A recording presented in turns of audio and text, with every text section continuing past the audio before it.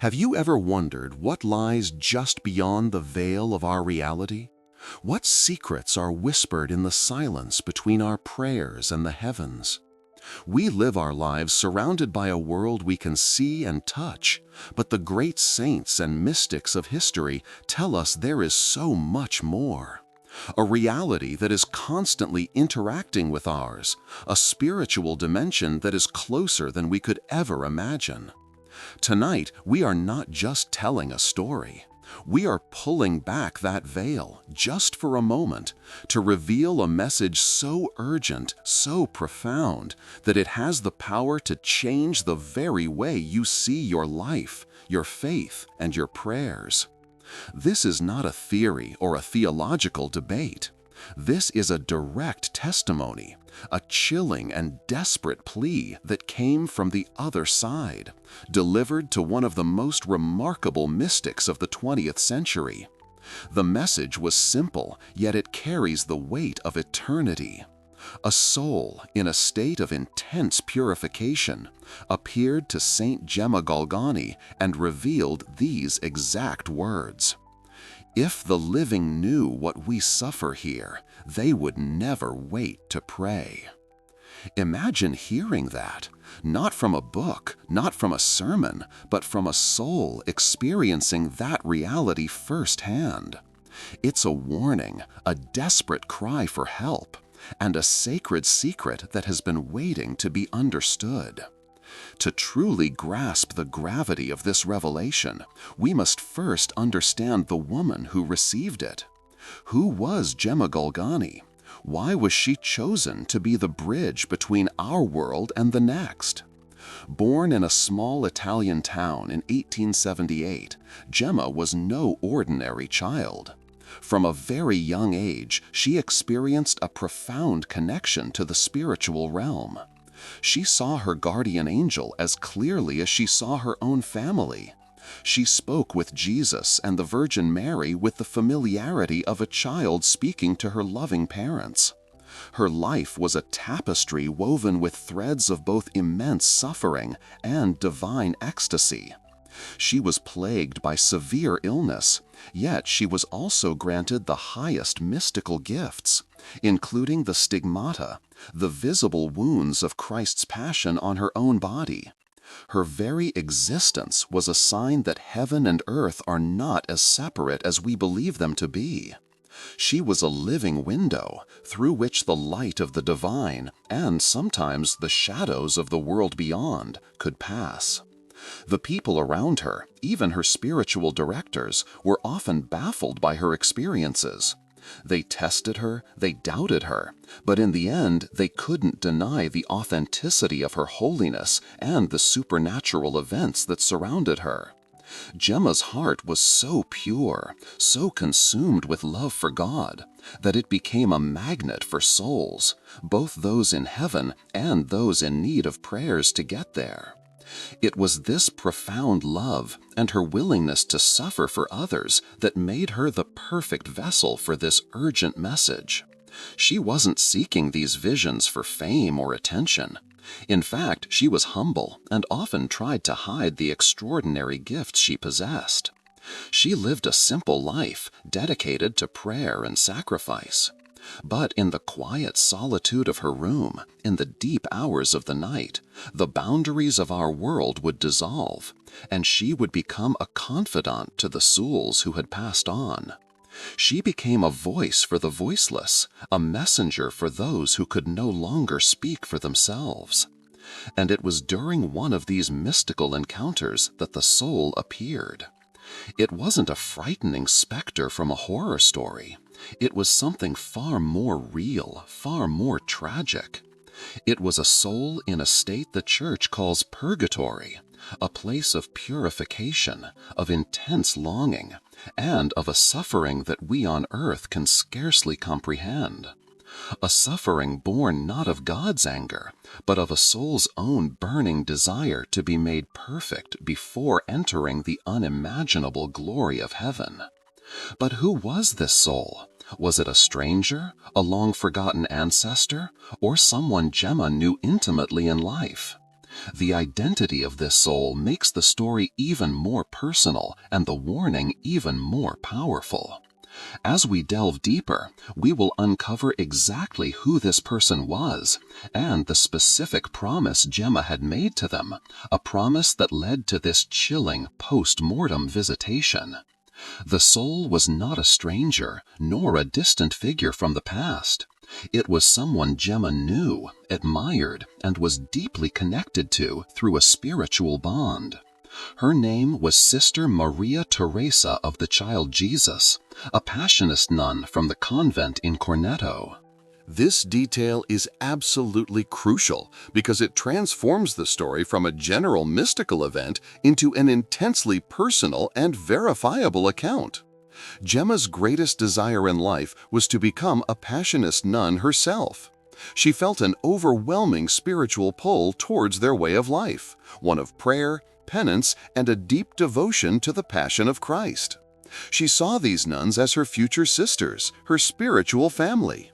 She prayed for them constantly and knew many of them, including this particular sister, for whom she had a special affection. Before her passing, Sister Maria Teresa had been suffering from a long illness.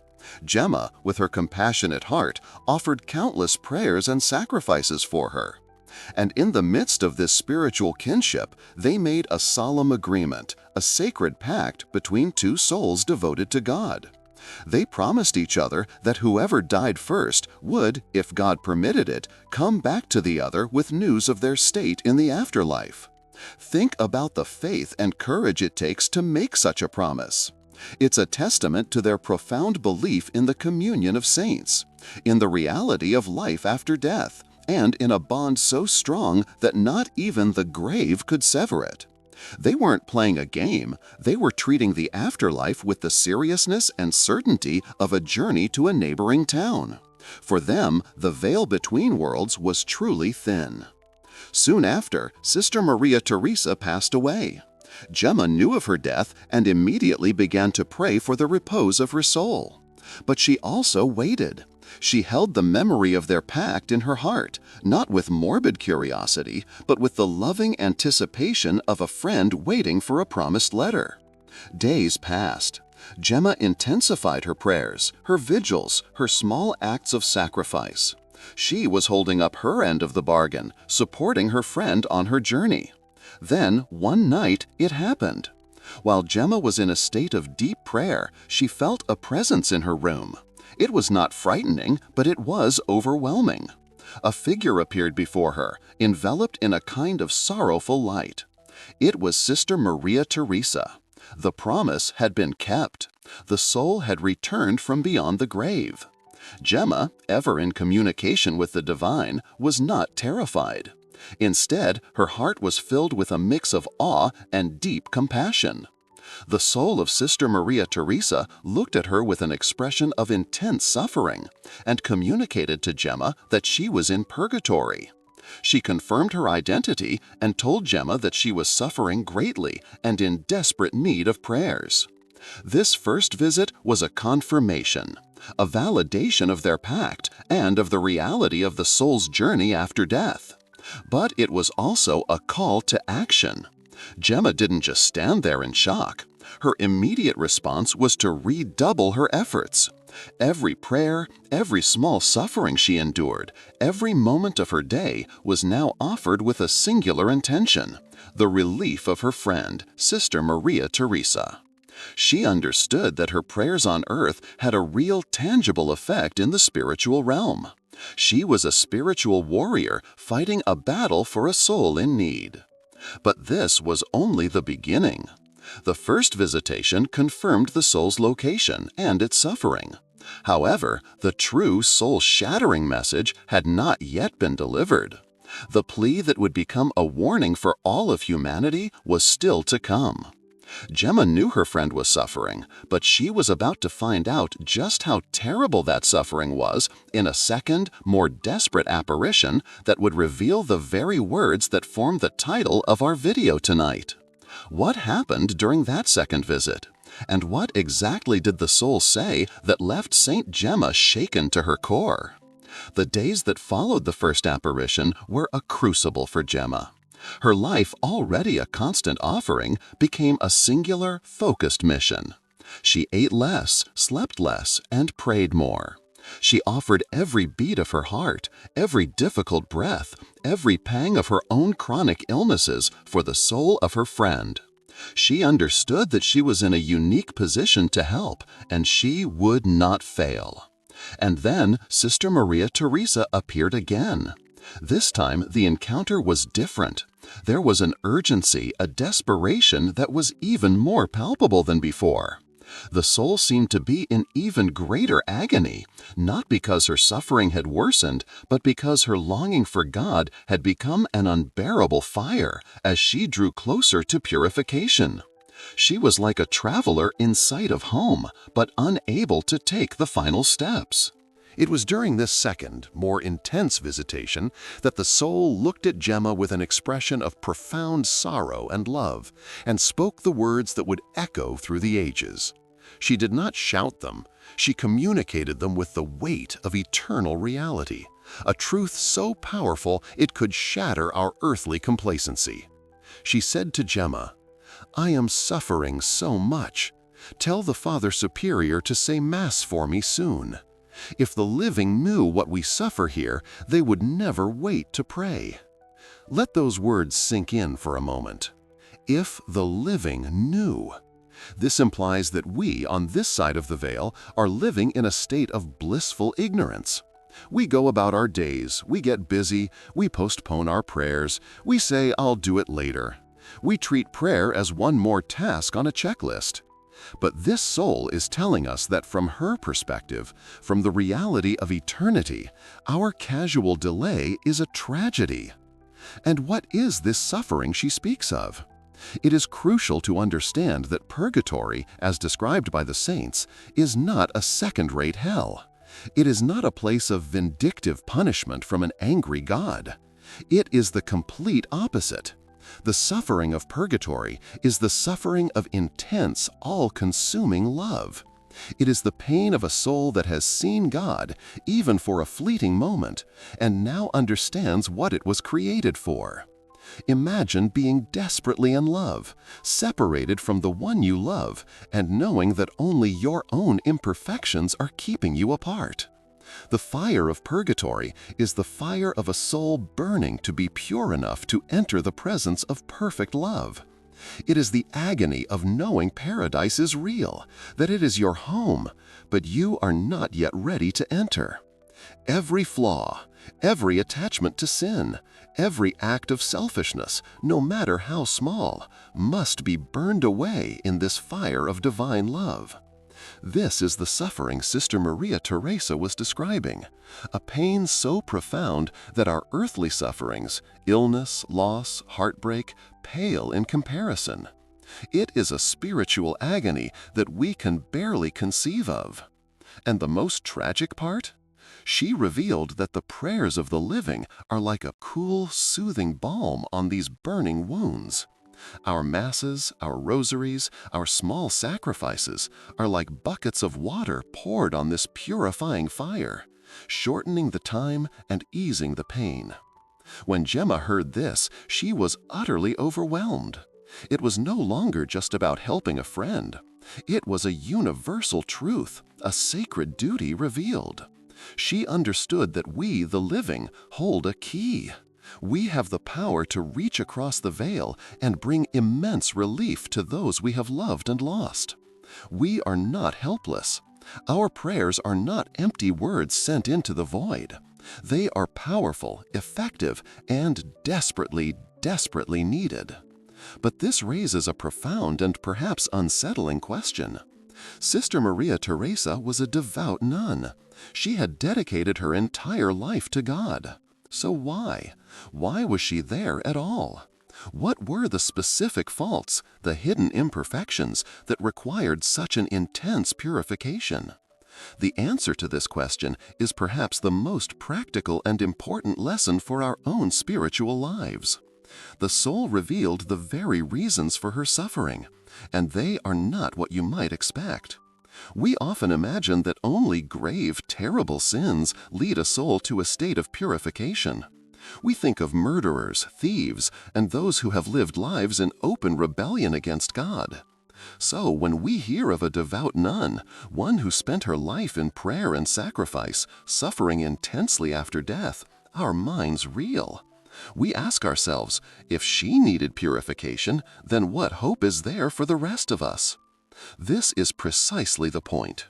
The revelation given to Saint Gemma wasn't meant to cause despair, but to awaken us to a higher reality, a more profound understanding of holiness. The soul of Sister Maria Teresa revealed that her purgatory was not due to any grave sins. In fact, her faults were so subtle, so seemingly insignificant, that most of us would dismiss them entirely in our own lives. And that is the terrifying lesson. The soul communicated to Gemma that she was suffering for several specific things. One of the primary reasons was a form of attachment, not to wealth or worldly possessions in the way we might think, but to her own will, her own judgment. There had been instances in her life where she had preferred her own opinion over that of her superiors, or had clung to her own way of doing things, even in small matters within the convent. From our earthly perspective, this seems trivial, a minor disagreement, a moment of stubbornness. But from the perspective of eternity, any act where we place our will above God's will, which is often expressed through legitimate authority, is a stain. It's a small thread that still ties the soul to the self, preventing its complete and total surrender to the divine. It's a tiny anchor holding the soul back from soaring into the infinite ocean of God's love. Another reason she gave was a lack of perfect charity on certain occasions. Again, this wasn't about acts of hatred or cruelty, it was about the small failures of love. A moment of impatience felt toward another sister. A critical thought that was never spoken but was harbored in the heart. A failure to respond to a need with the full warmth and generosity that God's grace was calling for in that moment. Think about how often we do this every single day. The silent judgment of a coworker, the flash of annoyance in traffic, the moment we choose our own comfort over a small act of service for our family. In the eyes of God, who is perfect love, these are not nothing. They are missed opportunities to love. They are tiny cracks in the vessel that is meant to be filled completely with His grace. The soul in purgatory sees these missed opportunities with perfect clarity and mourns them with an intensity we cannot fathom. Finally, she was purifying some instances of negligence in her prayers and duties. Moments where she may have gone through the motions of her religious obligations without the full attention and fervor of her heart. For a soul who now sees the infinite glory of God, the memory of having been in His presence in prayer and not giving Him her entire being is a source of profound, purifying pain. These revelations are not meant to scare us into a state of spiritual anxiety. They are meant to open our eyes. They teach us that holiness is not just about avoiding big sins. It is about embracing love in the smallest of details. It is about the constant, moment-by-moment choice to prefer God's will, to think with charity, and to perform our duties with love. This is the path to union with God.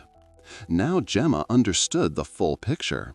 She knew who the soul was, she had heard the desperate plea, and she now knew the very reasons for the suffering. The mission was clear. But would her prayers be enough? Would the request for the Mass be fulfilled? The story is far from over. What follows is a powerful demonstration of the Church's treasury of grace and the dramatic final chapter in Sister Maria Teresa's journey from suffering to glory. How was this soul finally set free? Armed with this terrifying and holy knowledge, Gemma did not hesitate. The message, "Tell the Father Superior to say Mass for me soon," was a direct command from the other side, and she treated it with the utmost urgency. She immediately went to her confessor and spiritual director, Monsignor Volpi, and recounted the entire experience in vivid detail. She relayed the soul's desperate plea for the Holy Mass. Imagine the position of this priest. A young woman known for her piety, but also for extraordinary and sometimes baffling mystical experiences, comes to him with such a request. It would be easy to dismiss it as a dream, a hallucination, or the product of an overactive imagination fueled by grief. But Monsignor Volpi knew Gemma. He had witnessed her sanctity, her humility, and the undeniable signs of God's work in her life. He took her seriously. He agreed to offer the holy sacrifice of the Mass for the soul of Sister Maria Teresa. For Catholics, the Mass is the highest form of prayer, the representation of Christ's sacrifice on the cross. It is an infinitely powerful act that unleashes a torrent of grace upon the world, for both the living and the dead. Gemma knew that this single Mass would be more effective than all of her own personal prayers and penances combined. She waited with bated breath and a heart full of hope. The days leading up to the Mass were filled with a palpable spiritual tension. Gemma continued her own fervent prayers, uniting them with the great prayer of the Church that was about to be offered. She was like a spiritual midwife, assisting in the final birth of a soul into eternal life. She felt the weight of her friend's suffering and the immense hope of her impending liberation. Finally, the day of the Mass arrived. As the priest stood at the altar and spoke the sacred words of consecration, Gemma, in a state of deep prayer, felt a profound shift in the spiritual atmosphere. The veil thinned once more, but this time what she witnessed was not a soul in agony, but a soul transformed. In that moment, she saw Sister Maria Teresa again, but she was no longer shrouded in the sorrowful light of purgatory. She was radiant, luminous, and filled with an ecstatic joy that was almost impossible to describe. Her purification was complete. The fire of love had done its work, accelerated and soothed by the prayers of the Church on earth. The final stains were washed away by the precious blood of Christ, made present on the altar. The soul of Sister Maria Teresa did not speak of suffering anymore. Instead, she looked at Gemma with an expression of immense gratitude and pure, unadulterated bliss. She was ascending. She was going to her eternal home, to the face-to-face vision of God she had longed for with every fiber of her being. She gave Gemma a look that communicated a love and a thank you that no words could ever capture. And then, as she ascended into glory, she made one final beautiful gesture. She turned to Gemma and, with a radiant smile, said, "I am going to heaven, and I will pray for you there always." The pact was now fulfilled in its entirety. The friend who had asked for help from purgatory was now promising her powerful intercession from heaven. The bond of the communion of saints was made manifest in the most spectacular way. Gemma was left in a state of profound spiritual consolation. She had witnessed the entire journey, from a soul's desperate plea for help to its purification and finally to its glorious entry into paradise. She had seen with her own eyes the incredible power of the Mass and the efficacy of praying for the dead. This experience was not just a private revelation for her own benefit, it was a lesson for the entire Church, for all of us. This incredible event solidifies a core belief of our faith. Our relationship with those who have died does not end. We are still connected. We can help them, and they, in turn, can help us. But this story also forces us to ask a very practical question. If our prayers are so powerful, how can we best apply them? What are the specific ways the Church teaches us we can help the souls in purgatory? And how can we avoid the very faults that led a holy nun there in the first place? Let's explore the practical wisdom hidden within this mystical revelation. The dramatic liberation of Sister Maria Teresa's soul is not just a beautiful story. It's a practical instruction manual for our spiritual lives. It highlights the tools God has given us through the Church to participate in the salvation of others. The most powerful of these, as the soul herself requested, is the holy sacrifice of the Mass. There is no greater prayer we can offer for the deceased. Arranging for a Mass to be said for a departed loved one is a direct application of the infinite merits of Christ's Passion to that particular soul. But it doesn't stop there. The Church's treasury of grace is vast. Prayers like the Holy Rosary, when offered for the souls in purgatory, are incredibly powerful. Each Hail Mary is like a gentle drop of heavenly dew on their purifying flames.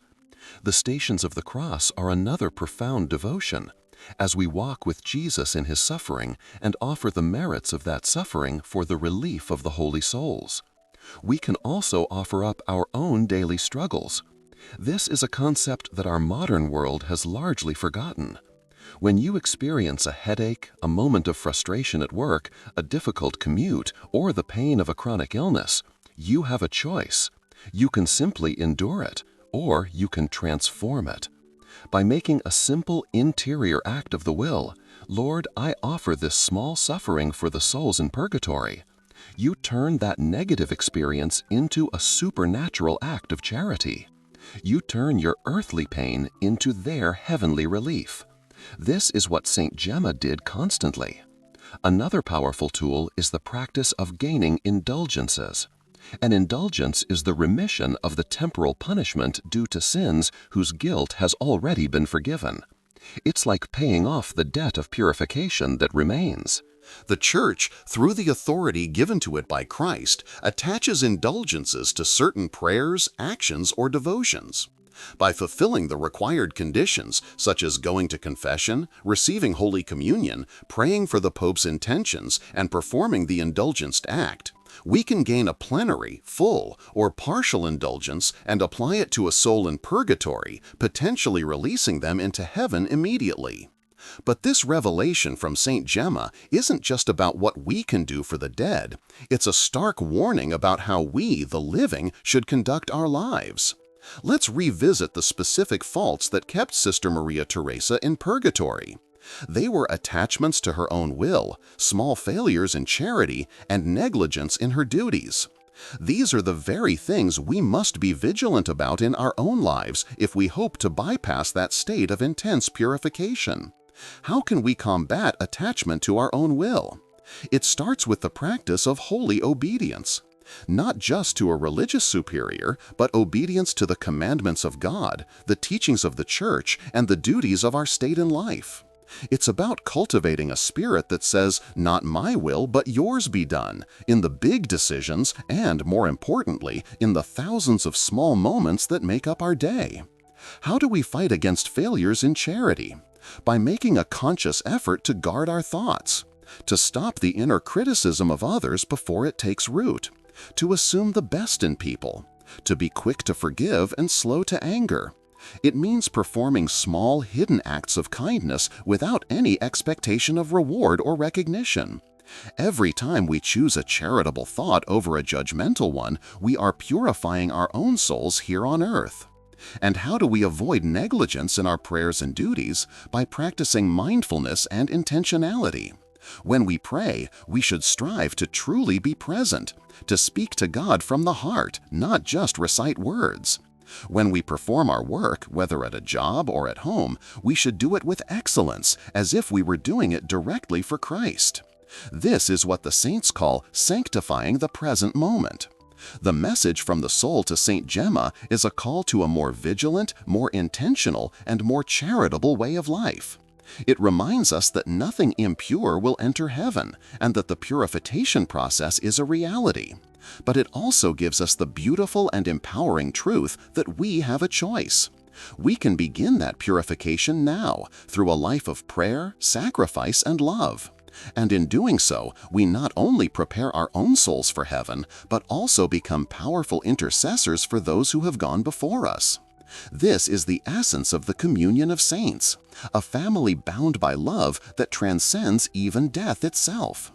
The story of Saint Gemma and the soul of Sister Maria Teresa is not a relic of a bygone era. It is a living, breathing testament to a reality that presses in on us at every moment. It confirms that death is not an end, but a transition, that our bonds of love are not severed by the grave, and that our actions here, on this side of the veil, have profound and eternal consequences. The desperate plea, "If the living knew what we suffer here, they would never wait to pray," was not just for Gemma's ears. It was a cry sent through time, meant to reach us right here, right now, in our busy and distracted lives.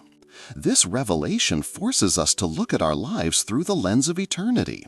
The small attachments, the minor failures in charity, the moments of spiritual laziness, these are not insignificant. They are the very threads that may need to be burned away in the purifying fire of God's love. But this truth is not a cause for fear. It is a source of incredible hope. It empowers us. It tells us that we can begin our purification today through a life of conscious love and sacrifice. And even more beautifully, it places in our hands the key to unlock the gates of heaven for those we love. Our prayers, our masses, our small sacrifices are not in vain. They are a spiritual lifeline, a soothing balm, a powerful current of grace that flows from the church on earth to the church suffering. We have been given a sacred glimpse behind the curtain. We have heard the testimony. We now carry the weight and the privilege of this knowledge. The question is no longer what lies beyond, but rather what will we do now that we know? This knowledge is not meant to remain a story. It is a call to action. So, how can we begin to live this truth today? Turning signs into action, your practical guide. Let's transform this revelation into concrete actions.